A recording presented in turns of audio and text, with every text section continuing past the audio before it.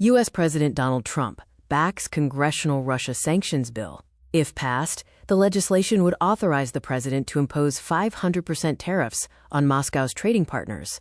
U.S. President Donald Trump has said he supports a bipartisan bill in Congress that would authorize him to impose sweeping sanctions on Russia's trade partners.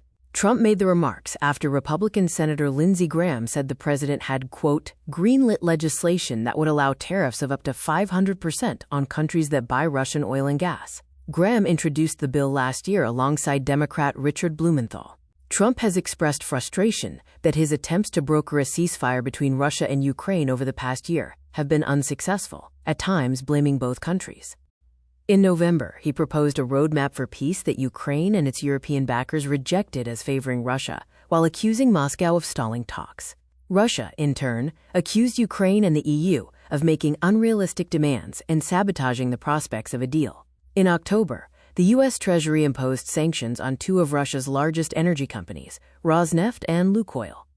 Earlier this week, the U.S. Coast Guard seized a Russian-flagged oil tanker in the North Atlantic for allegedly evading sanctions, prompting Moscow to call the operation illegal under international maritime law.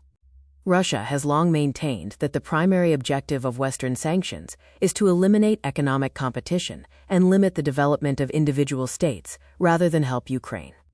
This bill, if enacted, will surely create a great deal of pressure on Russia's largest defense and trade partners, including China, India, Algeria, Iran, and states which do not have a large military or economic partnership directly, like Pakistan, and even some European and NATO nations, as they are still hugely dependent on Russian oil and other resources.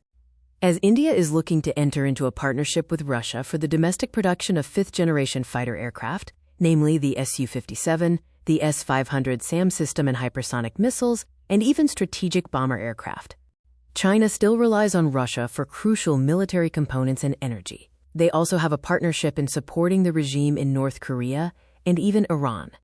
Most of the new military equipment used by countries like Vietnam, Algeria, etc.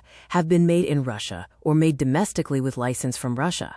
This process will be impacted severely, as it will be difficult for Russia to reliably supply equipment and spare parts and receive payments for them.